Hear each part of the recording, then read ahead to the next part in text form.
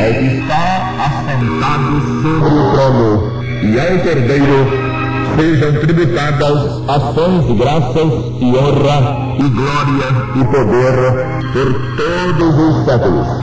Podem ser encontradas em qualquer outra das 20 epístolas do Novo Testamento. E tinha que ser assim mesmo. Nenhum povo dentre os povos gentios teve os privilégios que os hebreus, os judeus, obtiveram por constituírem o povo da promessa. Não que Deus os tenha escolhido os judeus, em detrimento aos demais ou dos demais homens.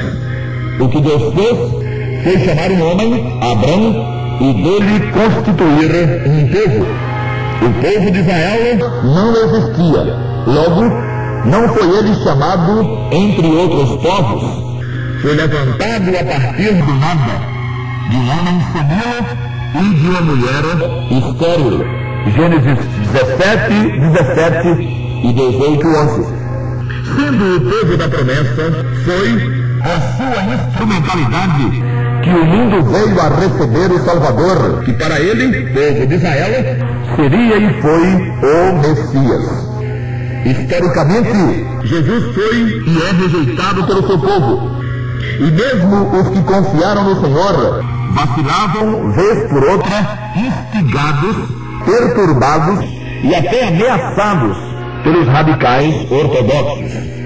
A carta tratada teve, entre outros, o propósito de ajudá-los a compreender que haviam tomado a decisão correta, que Jesus Cristo era de fato o Messias esperado, e que mais que o Messias libertador nacional, como muitos sonhavam em seus dias, ele era o Salvador em termos eternos, não só de judeus, mas de gentios, de homens de toda nação, tribo e língua da terra.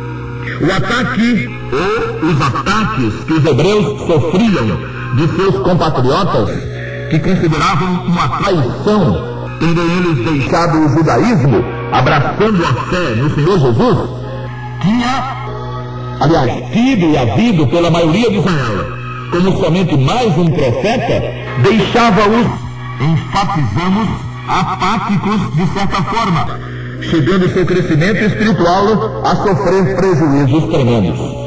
O escritor, inclusive, os acusa de negligência no aprendizado, capítulo 5, verso 11, e diz não poder-lhes dar instruções mais profundas, porque qualquer que ainda se alimenta de leite não está experimentado na palavra da justiça, porque é menino.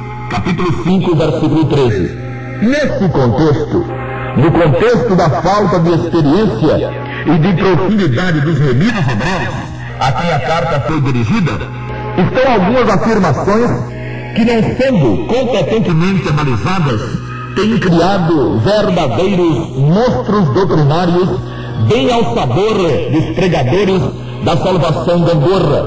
Pois parecem tais afirmações respaldarem o tipo de salvação que eles defendem.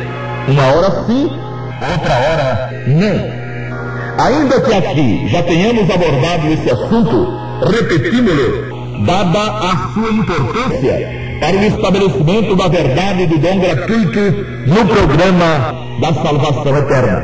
Como dissemos, alguns se utilizam de escrituras com alguma dificuldade de interpretação e, ao invés de se valerem das várias regras de hermenêutica para chegarem à conclusão correta, investem, contudo, naquilo que supõem ou que querem a todo custo seja a sua verdade. Assim tem acontecido com Hebreus capítulo 6. Os defensores do evangelho do terror, aquele que inventaram, onde não existe e seria mesmo proibido existir, a salvação eterna com segurança, com certeza e gozo, desrespeitando esse evangelho do terror, o sentido maior do que foi escrito, e atropelando todos os contextos, tem amontoado fardos de agonia, de medo e de profunda incerteza sobre vidas que fingem o tempo todo sentirem alegria no Senhor Jesus. Para sentirem alegria, dizem coisas desconexas, inventam visões e revelações por não terem confiança irrestrita no poder do sangue de Jesus e por negarem sua eficácia, admitindo poder se perder quem já tenha sido remido por ele. O remido consciente tem sua maior alegria na certeza inabalável de sua remissão por conta única e exclusiva do poderoso sangue do Salvador. Ele sabe não merecer, tem consciência de que jamais mereceria, mesmo que fosse tão obediente quanto exige o Todo-Poderoso, mas não descansa em cima de sua obediência e nem de sua perseverança coisas abstratas, incertas e inalcançáveis. O remido consciente descansa o tempo todo e todo o tempo no fato incontestável de que Deus, o Pai, se satisfez plenamente no sacrifício de seu Filho e lhe deu o poder de salvar a quem a ele invocasse. Mas os que não creem se valem de textos como Hebreus 6, na tentativa sórdida de fazerem prevalecer sua falta de confiança no sangue do Senhor. Abordemos o texto mencionado, Hebreus capítulo 6. O contexto imediato, o capítulo 5, mostra os hebreus sendo ainda meninos espirituais, que ao invés de mantimento sólido, como temos visto, ainda estavam tomando leite. 5, 12 a 14.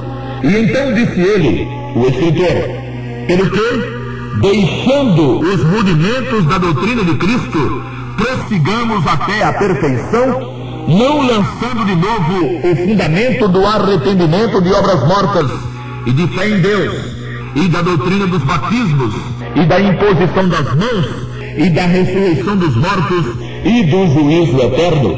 E isto faremos se Deus o permitir, porque é impossível que os que já uma vez foram iluminados e provaram o dom celestial e se fizeram participantes do Espírito Santo e provaram a boa palavra de Deus e as virtudes do século futuro e recaíram, sejam outra vez renovados para arrependimento, pois assim quanto a eles, de novo crucificam o Filho de Deus e o expõem ao vitupério. Hebreus 6, de 1 a 6. Isoladas, essas afirmações parecem confirmar, já dissemos, o que os pregadores da salvação sem certeza e sem segurança, logo sem alegria também, defendem, alegam, pregam.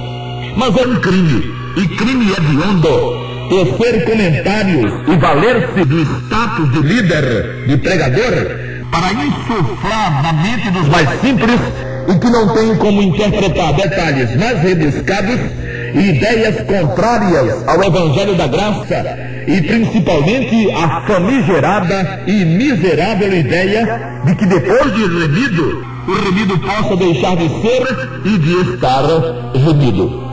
Analisemos a escritura citada, Hebreus capítulo 6, versículos de 1 a 6. Quando criteriosamente examinados, esses versículos se mostram comprobatórios da segurança eterna, ao invés de provarem a salvação gangorra.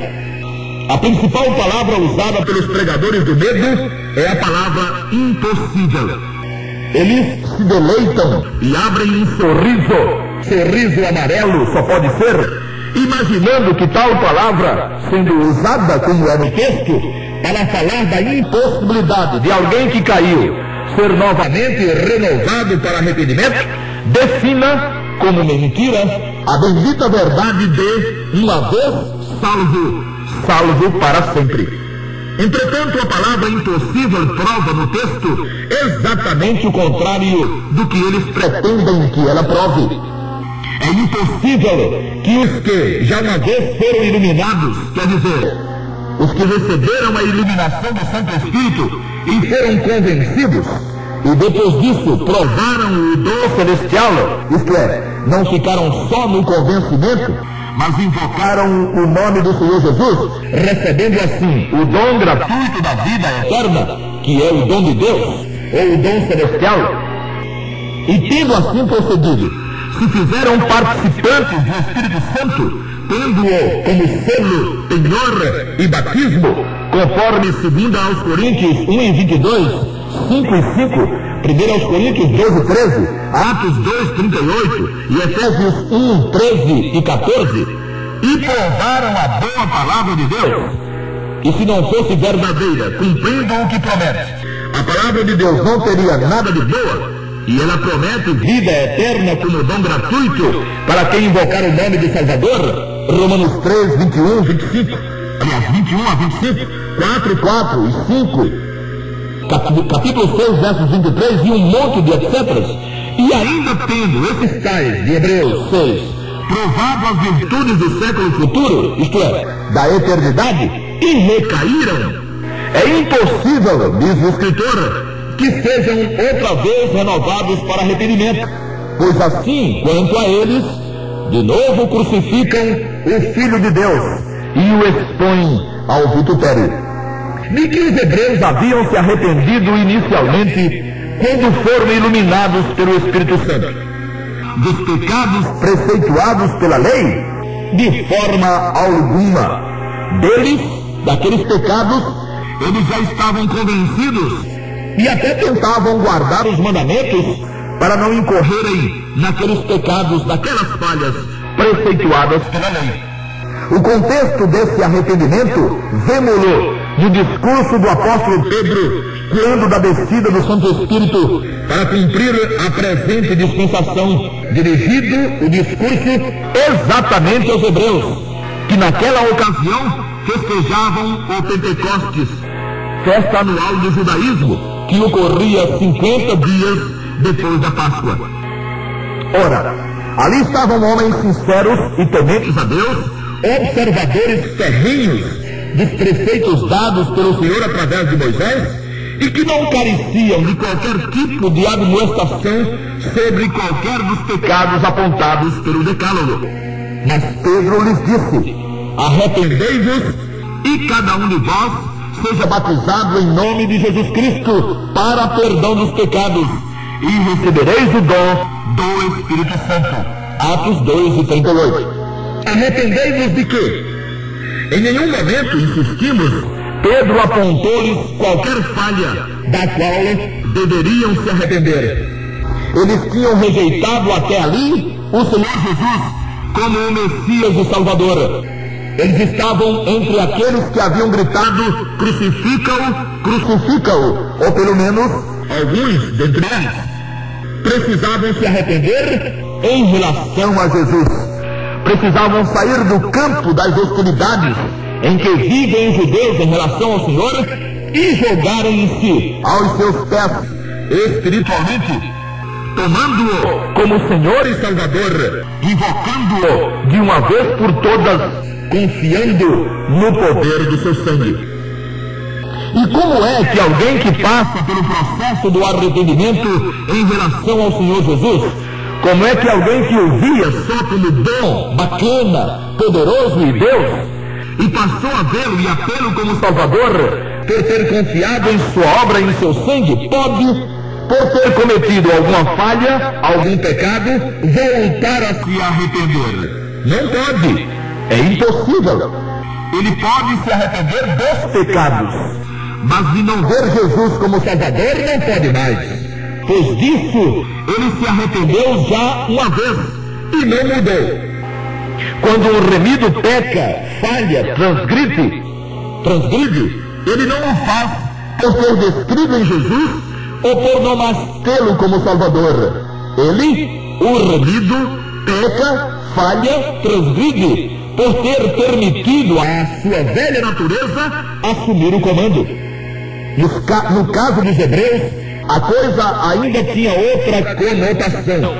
Eles estavam na iminência de cometerem um pecado terrível, pior que qualquer dos pecados da carne. Pressionados por seus compatriotas, que continuavam incrédulos até os ossos em relação à missão messiânica e salvadora do Senhor Jesus, os hebreus, a quem a carta foi dirigida, estavam prestes a praticarem os mesmos rituais que haviam abandonado quando se converteram. Estavam prestes a voltar aos sacrifícios de animais que apontavam para o Cristo de Deus. E se assim fizessem, exporiam o Salvador ao vitupério, à vergonha pública. Por quê?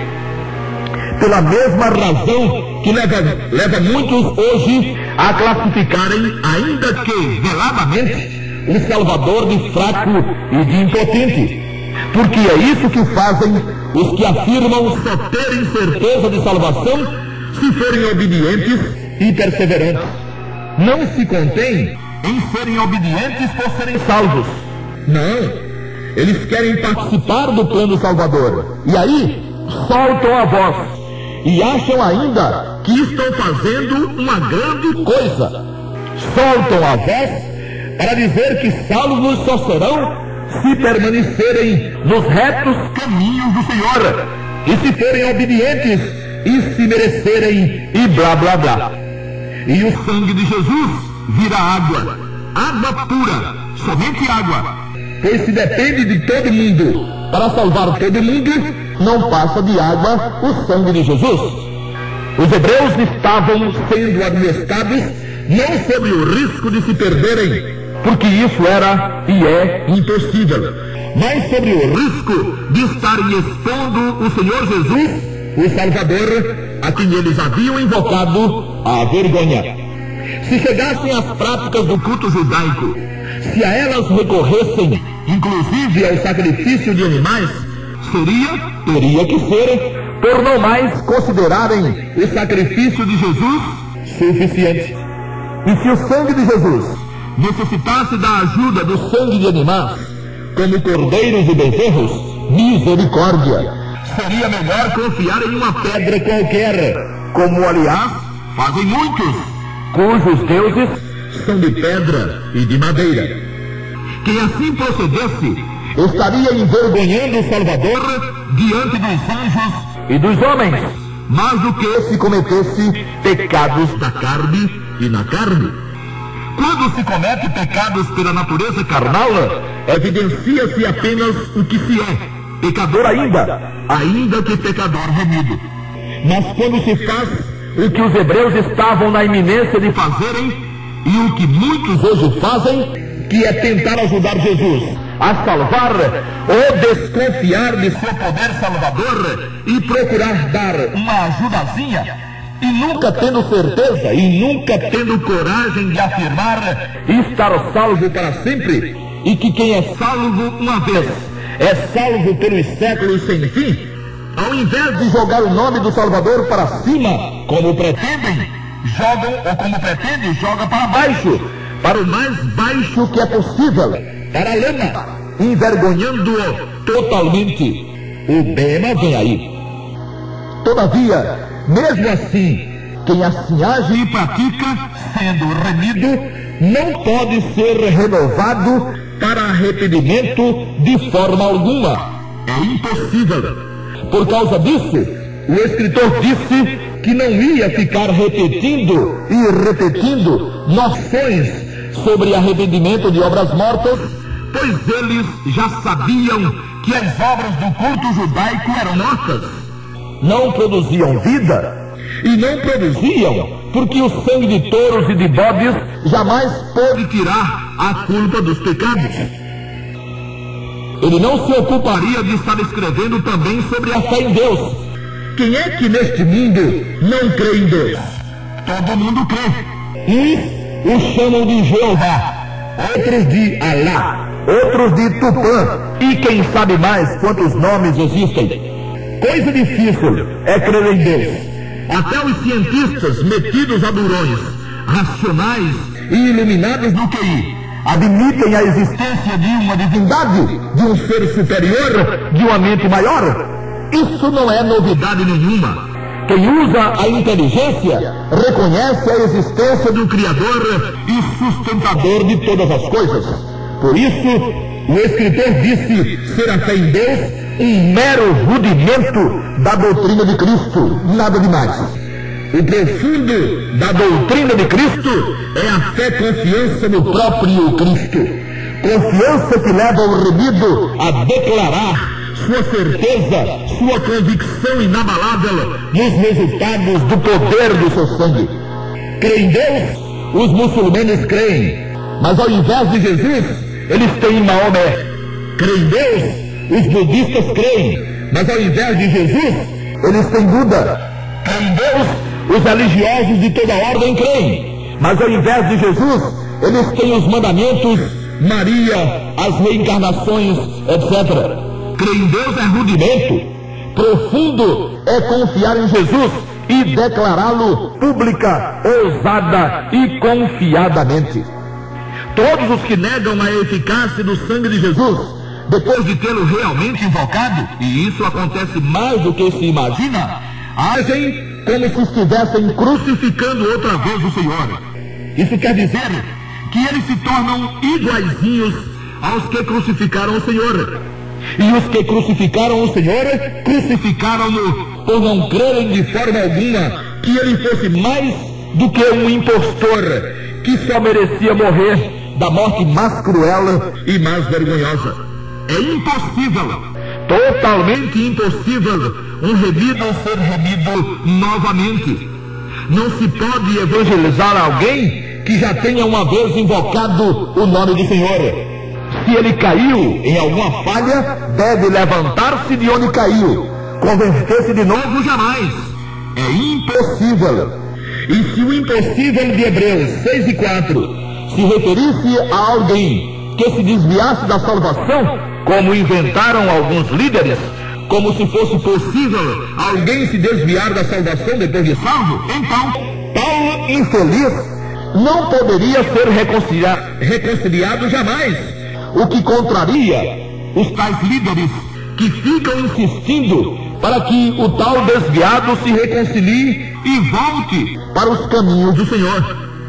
Não poderia, exatamente por causa do impossível. Se fosse possível um remido se desviar da salvação e vagar pelos caminhos da perdição, e se o texto de Hebreus versasse sobre isso, então seria impossível a segunda e a terceira e a quarta salvação desse ex-remido, agora perdidinho da Silva. Segunda, terceira, quarta e sabe-se lá quantas, pois quem caísse uma vez da salvação poderia cair N vezes.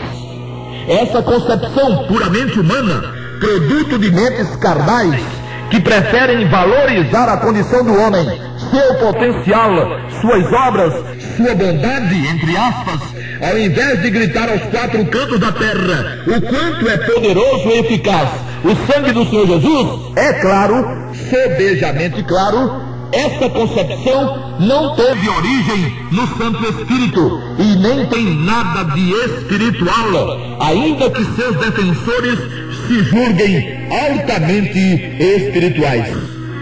No período atual da igreja, cunha-se de espiritual, chama-se de espiritual quem sente calafrios, arrepios, emite sons esquisitos e afirma receber revelações, mesmo adulterando, sofismando e mercadejando miseravelmente com a divina palavra de Deus.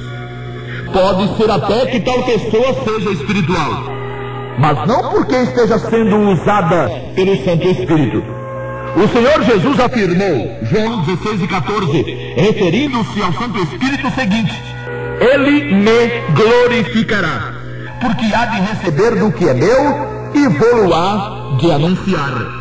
E a maior glória do Senhor Jesus é a glória de ser solene, o Salvador dos que o invocam. Mas que glória dá a Jesus quem nega que o seu sangue seja suficiente para a salvação? Glória nenhuma. A glória de um jogador é jogar bem. A glória de um músico é tocar bem. A glória de um cantor é cantar bem.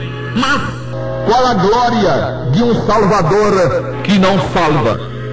Entre os pregadores da salvação gangorra estão, aliás, ou então os pregadores da salvação gangorra não glorificam ao Salvador, glorificam-se a si mesmos, são vaidosos, presunçosos, orgulhosos, vaidosos do que imaginam ter, presunçosos, pois no caso deles, Jesus teria dado ou terá dado apenas um empurrãozinho, e eles seguraram a peteca. Orgulhosos, pois sua jactância é tão grande que quando fazem alguma coisa, quando se abstêm de alguma falha moral, nunca é para ver o nome do Salvador glorificado, mas para que todos vejam o quanto são bons e obedientes e merecedores da salvação. Caro ouvinte, se você já ouviu de alguém que depois de invocar o nome do Senhor Jesus, ainda lhe será possível estar perdido, desde que cometa alguma falha ou algum pecado de vulto, não ligue para o que ouviu. Quem disse, não disse o que disse, porque tivesse respaldo escriturístico. E se alguma coisa é dita, sem que as Sagradas Escrituras a embasem, a sustentem, não vale um tostão furado. Pode invocar o nome de Jesus descansadamente. Você só fará isso uma vez, pois é e será completamente impossível a você e a qualquer homem, depois de remido, voltar à condição de perdido. Quem invocou o nome de Jesus, fê-lo por ter sido iluminado e por ter provado a excelente palavra de Deus e o dom celestial, e por se ter feito participante do Espírito Santo e conhecido as virtudes do século futuro, da eternidade, e dessa forma, mesmo que chegue a cair em alguma ou em muitas falhas, não poderá sair da luz para as trevas e nem da vida para a morte, espiritualmente falando. Isso não existe. O que os hebreus necessitavam naqueles dias, os hebreus remidos, era tomarem consciência do tamanho, do poder e da eficácia do sangue daquele a quem haviam invocado, e não agirem como os que no Gólgota crucificaram a Jesus. E você, caríssimo ouvinte, necessita, carece, precisa, mas com muita urgência mesmo, invocar o nome do Senhor Jesus. Não tema, jamais tema ser por ele decepcionado. Ele nunca decepcionou ninguém. Nunca houve, aliás, quem por ele fosse envergonhado depois de tê-lo invocado e tomado como seu Salvador pessoal e único. Não se preocupe com o que dizem os que dizem que um remido pode vir a perder-se. Eles não sabem o que dizem. A intenção pode não ser ruim, mas a afirmação é horrível e mentirosa. Confie em Jesus, invoque seu nome, pois todo aquele que nele crer não será confundido ou envergonhado jamais. Hoje você está em pânico, você está em dúvida, você está na incerteza e na insegurança quanto à sua eternidade. Muito bem, mas muito mal. Porque você pode, agora mesmo, e daí o muito bem, invocar o nome do Senhor Jesus e deixar para sempre a incerteza, a insegurança, o medo, o pavor, trocando-os por certeza, gozo, alegria e paz. Muita paz, verdadeira paz. A paz de Deus, que encherá seu ser totalmente e para todos sempre. Que o Senhor a todos abençoe. Amém.